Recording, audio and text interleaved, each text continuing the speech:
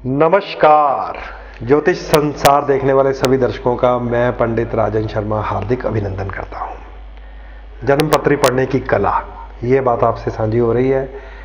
आइए आपके साथ आज बात साझी करें स्वास्थ्य संबंधी, हेल्थ ट्रबल्स। बहुत सारे लोगों के पास धन भी होता है, संतान भी अच्छी होती है, कारोबार भी अच्छा चल रहा होता है, लेकिन अचानक सेहत बिगड़नी शुरू हो जाती है। अचानक किसी को हार्ट की ट्रबल निकल रही है, किसी को किडनी की, किसी को लीवर की, किसी को ऐसी ऐसी बीमारियां जिनके नाम नहीं सुने, कईयों को अचानक कैंसर डिटेक्ट हो जाता है। तो ये सेहत की जो खराबी है वो सबसे बड़ी खराबी है।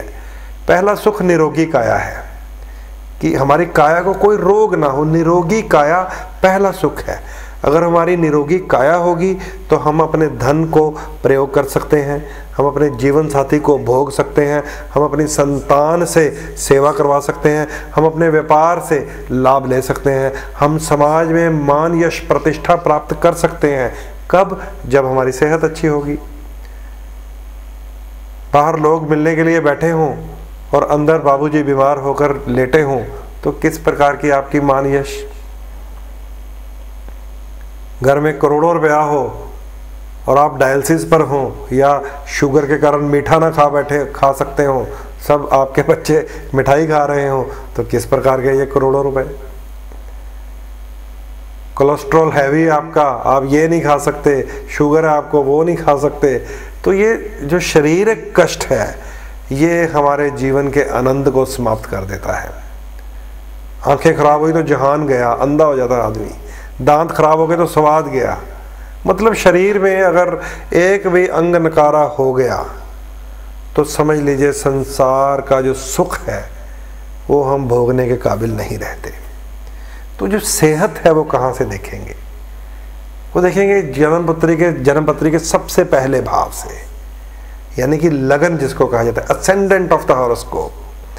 जन्मपत्री का प्रथम भाव हमारे लिए सेहत का भाव होता है, जिसे हाउस ऑफ पर्सनैलिटी भी कहते हैं, जहाँ से हमारी कद काठी, हमारा व्यक्तित्व, हमारा मान यश प्रतिष्ठा, हेड टू टोस पूर्ण प्रतिष्ठा जन्मपत्री का प्रथम भाव होता है। लग्नेश भी कहते हैं हमारी भाषा में उसे। अब आपको ये समझना है कि आपके लगन में, यानी कि प्रथम भाव में कौन सा ग्रह है। अगर आप देव लगन है और कोई दैत्य ग्रह बैठा हुआ है तो निश्चित रूप से आपके लगन के ऊपर उसका बुरा प्रभाव रहेगा।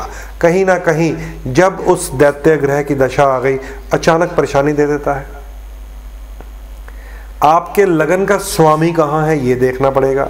मान लीजिए आपके लगन का स्वामी यानी कि सेहत का स्वामी छठे स्थान में है, जिसे रोग का स्थान कहते हैं, तो षष्ठेश के कारण, छठे भाव के स्वामी के कारण आपके शरीर में कष्ट रहेंगे। मान लीजिए लगन का स्वामी अष्टम भाव में है, जिसे मृत्यु स्थान कहते हैं, तो उस ग्रह की दशा आने से, चाहे वो अष्टमेश की दशा हो चाहे लग्नेश की दशा हो, ऐसा कष्ट आता है जिसे मृत्यु तुल्य कष्ट कहते हैं। लोग वेंटिलेटर तक पहुंच जाते हैं, ऑक्सीजन तक पहुंच जाते हैं, डायलिसिस तक पहुंच जाते हैं, ब्लड प्रेशर उन्हें तंग करने लग जाता है। अगर यही आपके लगन का स्वामी 12वें घर में चला जाए तो सीधा हॉस्पिटल की यात्रा ही हो जाती है। तो ये पहला नुक्ता याद रखें कि आपके लगन में लगन का शत्रु ग्रह हो, वो भी आपके दशा अंतरदशा में सेहत को खराब करेगा। दूसरा नुक्ता याद रखें कि आपका लग्नेश अगर छठे, 8वें या 12वें घर में चला गया, जिसे रोग का, मृत्यु का या अस्पताल का घर कहते हैं, तो भी उनकी दशा में आपको परेशानी आ सकती है। अगला नुक्ता यह है कि अगर छठे भाव का स्वामी जो रोग का स्वामी है आपकी सेहत के घर में आ गया लगन में, तो खराबी। अष्टम भाव का स्वामी जो मृत्यु तुल्य कष्ट देने का स्वामी है वो आपकी सेहत के भाव में यानी कि लगन में आ गया, तो खराबी। 12वें घर का स्वामी जिसे नाजायज खर्चा, हॉस्पिटल की यात्रा कहते हैं, वो आपके लगन में आ गया और उसकी दशा भी है, गोचर में भी मेल हो गया, तो भी आपको सेहत की खराबी देखनी पड़ सकती है, हॉस्पिटल की यात्रा करनी पड़ सकती है। छठे, 8वें, 12वें घर के स्वामी अगर सेहत में आ जाए तो खराब, सेहत का स्वामी छठे, 8वें, 12वें भाव में चला जाए तो खराब, सेहत के भाव में अगर शत्रु ग्रह आकर बैठ गया तो खराब। अब एक और नुक्ता समझ लीजिए, आपके लगन का स्वामी आपके त्रिकोण में भी हो सकता है, यानी कि योगकारी होकर राजयोग भी बना सकता है कि लगन का स्वामी पंचम में है या नवम में है, लगन का स्वामी सुख स्थान में है, लगन का स्वामी दशम स्थान में है, ऐसा भी हो सकता है। इसे हम शुभ योग मानते हैं। लेकिन अगर उन स्थानों के ऊपर उसका कोई शत्रु ग्रह पहले से ही हुआ तो वहां पर परेशानी हो जाएगी। मान लीजिए आपका मेष लगन है, लगन का स्वामी मंगल हुआ, शुभ स्थान चला गया उसका, जहां पर वह पहुंच गया शुभ स्थान में, अगर वहां पर पहले से ही शनि है, राहु है, बुध है, केतु है, तो समझ लीजिए सेहत खराब करेगा आपकी।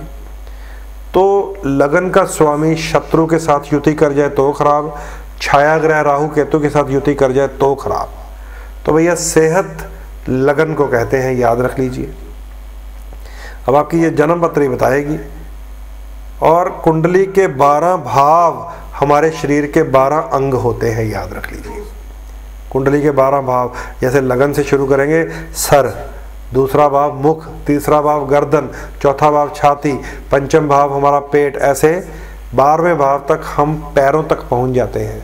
और ये हमारी कुंडली में पड़े हुए ग्रह, और छठा भाव रोग स्थान का ग्रह, ये इंडिकेट तक कर देता है कि हमारे पैरों में परेशानी आएगी, टांगों में आएगी, हार्ट में आएगी, लीवर में आएगी, किडनी में आएगी, सर पे चोट लगेगी, कोमा में जाएंगे, वेंटिलेटर में जाएंगे, फेफड़े खराब होंगे, ऑक्सीजन लगनी पड़ेगी, वेंटिलेटर पे जाना पड़ेगा। सब कुछ दशा, अंतरदशा और जन्म पत्री में पड़े हुए ग्रह बता सकते हैं। तो पहला सुख निरोगी काया, सबसे पहले शरीर बली होना चाहिए, चेहरे के ऊपर चमक, रौब, नूर, मुस्कुराहट, सुंदरता होनी चाहिए, ताकि आप अपने आसपास के मटेरियल्स को, अपने आसपास के भोग करने की वस्तुओं का आनंद भी उठा सकें।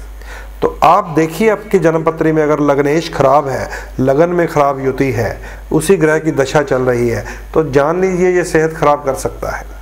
उसे पहले ही ठीक कीजिए, लगन को बली कीजिए, शत्रु ग्रह के दान कीजिए, राहु या केतु छाया ग्रह की पूजा करा के शांति कराइए, एंटी प्लैनेट्स को पूजा करा के डाउन कराइए, और अच्छे ग्रहों को बल देने के लिए उनके यंत्र मंत्र, रतन, कलर्स उनके अपने आसपास स्थापित कीजिए। ये सारी जानकारी किस प्रकार हमें सेहत का ध्यान रखना है, ताकि हम अपने पैसे को, अपने बच्चों को, अपने जीवन साथी को, अपने व्यापार को, अपने सामाजिक सोशल सर्कल दायरे को इस्तेमाल भी कर सकें। आप अगर बीमार हो, घर में पार्टी चल रही हो, तो कोई फ़ायदा नहीं है। तो ये याद रखें, पहला सुख निरोगी काया है। इसे जानने के लिए, इसे समझने के लिए, इसे बचाने के लिए आप अपने निकट ब्राह्मण से, अपने गुरु से, एस्ट्रोलॉजर से संपर्क कर सकते हैं। मुझसे आप अगर ये जानकारी जानना चाहते हैं तो स्क्रीन पर जो मेरा नंबर आ रहा है उस पर आप कॉल करके डायरेक्ट मुझसे आप अपॉइंटमेंट ले सकते हैं, टेलीफोनिक अपॉइंटमेंट भी ले सकते हैं। तो शरीर को बनाना, बचाना, कायम रखना, पूरी दुनिया का एंजॉय करना कैसे करना है ये आपको मैंने बता दिया है। मेरे नंबर पे आप कॉल करके मुझसे मिल सकते हैं। इजाज़त दीजिए, कल फिर किसी और टॉपिक के साथ आपके साथ बातें करूंगा। नमस्कार। नमस्कार। ज्योतिष संसार देखने वाले सभी भाई बंधुओं का मैं पंडित राजन शर्मा हार्दिक अभिनंदन करता हूं। प्रिय दर्शकों, प्रिय बंधुओं, प्रिय मित्रों, आपके साथ अक्सर मैं ज्योतिषीय ग्रहों की बातें करता रहता हूं। त्रिकोण को कैसे मजबूत रखना है ये बताता रहता हूं। शत्रु ग्रहों के कैसे दान करने हैं, उनके कलर्स का कैसे प्रयोग करना है ये बताने का प्रयास करता हूं। छाया ग्रह राहु और केतु से कैसे बचना है और उन्हें शुभ करना है अपने जीवन में। जितना हम राहु और केतु को शुभ करते जाएंगे उतना ही हमें इस जीवन में सफलता मिलती है और अगले जीवन के लिए हम तैयारी कर लेते हैं, क्योंकि हमारे जो इस जन्म के ग्रह हैं वो सब हमारे पिछले जन्म के कर्मों का फल है। जितना हमने पिछले जन्मों में कोई अच्छा या बुरा काम किया है उसी प्रकार से हमें इस जन्म में हमें जन्म पत्री बता देती है कि कौन कौन से खाने में कौन कौन से ग्रह हैं। तो यहाँ पर राहु और केतु को विशेष रूप से मैंने अध्ययन किया है, रिसर्च की है। तो ज्योतिष के हम जब भी उपाय करवाने निकलते हैं या अपनी जन्म पत्री पढ़वाने निकलते हैं तो सबसे पहले छाया ग्रह को देखा जाता है कि कहीं ये ग्रह किसी भी प्रकार से हमारे किसी शुभ भाव को प्रभावित तो नहीं कर रहे। किसी शुभ ग्रह को प्रभावित तो नहीं कर रहे। यह सभी ग्रहों को अपनी लपेट में लेकर महापाप कर्तृदोष, जिसे नागपाश योग कहा गया है, सर्प दोष तक का नाम दिया गया है, ऐसा योग बनाकर तो नहीं बैठे। तो जो मैंने पर्सनली रिसर्च किया है, शोध किया है, अध्ययन किया है, ग्रहों की तिथियों को भी समझा है मैंने, तो मैं सबसे ज़्यादा प्रयोग अमावस के ऊपर ही करता हूँ। इस बात को आप नोट कर लीजिए। अगर आपकी जन्म पत्री में राहु, केतु, शनि, साढ़े साती, ढैया, काल सर्प दोष, पितृदोष या किसी भी प्रकार के साथ शुभ ग्रह के साथ कोई अशुभ योग बना रहे हैं, जैसे गुरु के साथ राहु या केतु आ गए, चंडाल गुरु बन जाता है। शुक्र के साथ राहु या केतु आ गए, लक्ष्मी को श्राप लगा होता है। मंगल के साथ राहु या केतु आ गए, भ्रातृ दोष बना होता है, भाइयों के साथ झगड़ा होता है। बुध के साथ राहु केतु आ गए, जड़ दोष बना होता है, बहन, बुआ, मौसी, व्यापार से परेशानी आती है। चंद्रमा के साथ राहु या केतु आ गए, ग्रहण दोष बना होता है, मेंटल ट्रबल्स होती हैं। सूर्य के साथ राहु या केतु आ गए, आत्मा दूषित और मलिन होती है, जेल यात्रा तक का योग पैदा कर देते हैं। तो ये जान लीजिए, 7 पिंड ग्रहों के साथ राहु या केतु की युति बन जाए, या राहु या केतु में सभी ग्रह लपेटे में आ जाएं, काल सर्प दोष बन जाए, उनका उपाय मैं हर महीने अमावस्या के रोज़ करता हूँ। आप अपनी अपनी जन्मपत्री के शुभ ग्रह देख लीजिए, राहु केतु की दृष्टि में तो नहीं है, काल सर्प देख लीजिए, या ऐसे ग्रह की युति देख लीजिए जो छाया ग्रह के साथ मिले हुए हैं, या शनि की साढ़े साती या ढैया चल रही है आपके ऊपर। तो हर महीने अमावस्या से पहले पहले आप अपनी जन्मपत्री मुझे दिखाकर अपने लिए उपाय की रजिस्ट्रेशन भी करवा सकते हैं, ताकि आपको राहु केतु से कैसे बचना है ये एक बार सिखा दिया जाए। और उसके बाद अपनी त्रिकोण को मजबूत करने के लिए कौन से त्रिकोण पतियों का इस्तेमाल करना है त्रिशक्ति के रूप में, ये बता दिया जाए। अगर आप इस सिस्टम को समझ लें, हर महीने अमावस का प्रयोग मैं करता हूँ, ग्रह शुद्धि के लिए, सर्प शांति के लिए, राहु केतु शांति के लिए। इस बात को अगर आप जान लें तो आप मुझसे हर महीने अमावस से पहले संपर्क करके अपने ग्रहों के विषय में जानकारी ले सकते हैं, उपाय के लिए रजिस्ट्रेशन करवा सकते हैं, त्रिशक्ति किस प्रकार स्थापित करनी है ये जान सकते हैं। इसके अलावा हर महीने संक्रांति के ऊपर जब सूर्य अपनी राशि परिवर्तन करते हैं तो एक छोटा सा उपाय निकलता है हर बार, तो उसे भी आप जानने के लिए हर संक्रांति से एक दिन पहले आप मुझसे मिल सकते हैं। मुझसे फ़ोन पर अपना लगन बताकर, अपनी दशा अंतरदशा बताकर, सूर्य किस भाव में जाकर क्या प्रभाव देगा, शुभ देगा तो उसे और शुभ करने का प्रभाव, अशुभ देगा तो उसकी अशुभता को दूर करने का क्या उपाय है, ये जान लेना चाहिए। हर संक्रांत पर, हर अमावस पर काल सर्प की पूजा होती है, हर संक्रांति पर सूर्य का एक छोटा सा उपाय निकाला जाता है। इस स्थिति को अगर आप जान लें और अपने आप को मेंटेन करते रहें according to astrology, according to दशा अंतरदशा, according to transit of planet, गोचर के हिसाब से, तो मैं ये समझता हूँ कि हम लगभग 50 से 75% अपने जीवन को किस प्रकार सफलता से जीना है ये जान जाते हैं। तो दर्शकों याद रख लीजिए, हर महीने अमावस पर मैं राहु केतु शनि काल सर्प दोष पितृदोष साढ़े साती और ढैया की शांति करवाता हूँ।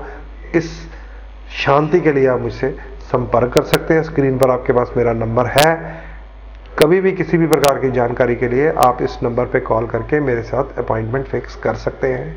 यही संदेश देता हुआ आपसे इजाज़त चाहता हूँ। नमस्कार।